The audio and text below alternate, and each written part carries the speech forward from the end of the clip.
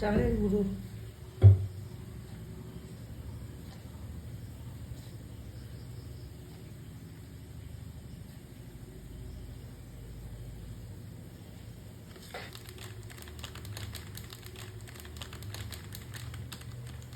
বেসন,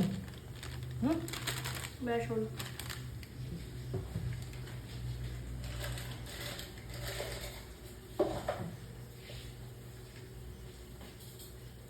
এরপর আরো অনেক কিছু যাবে।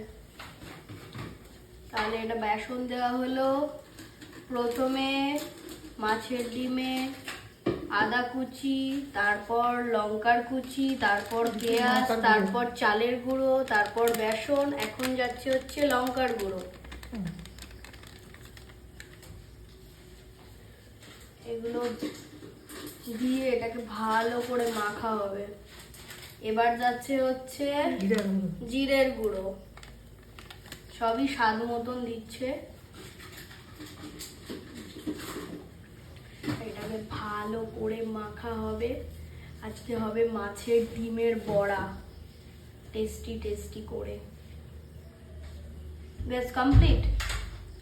এবার এটাকে ভালো করে মাখবে, সবই তারপরে ভাজা হবে, মাখা হবে, তারপর ভাজা হবে।